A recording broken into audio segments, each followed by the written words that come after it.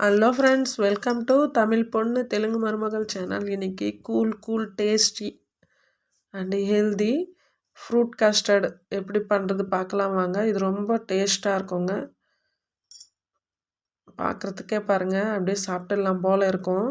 அதுக்கு முதல்ல ஒரு கிண்ணத்தில் 3 ஸ்பூனு கஸ்டர்டு பவுட்ரு எடுத்துக்கலாங்க. நாங்கள் வெண்ணிலா ஃப்ளேவர் எடுத்துருக்கோம். கஸ்டர்ட் பவுட்ரு எடுத்துகிட்டு 1/2 லிட்டர் பாலுக்குங்க 3 ஸ்பூன் கஸ்டர்டு பவுடர்.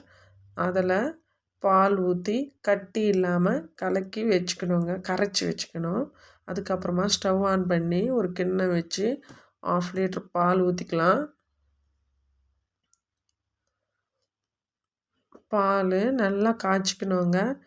மேலே ஏடு வராத மாதிரி கலக்கிக்கிட்டே இருக்கணும்.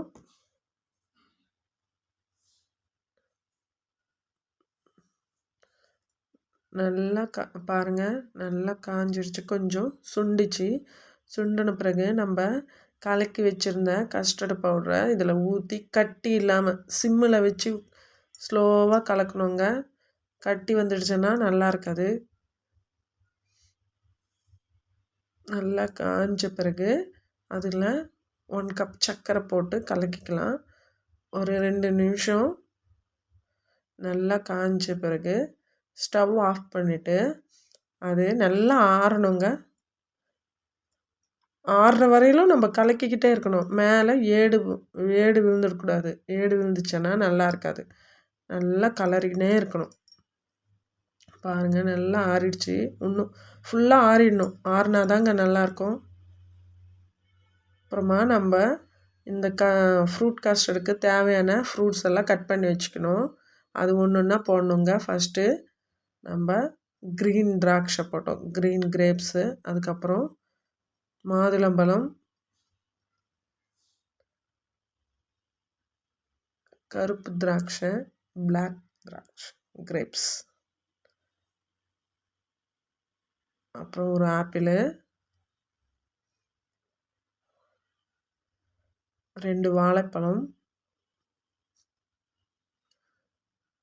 அப்புறமா ஸ்ட்ராபெரி. நம்மளுக்கு என்னென்ன ஃப்ரூட்ஸ் தேவையோ அதெல்லாம் போட்டுக்கலாங்க.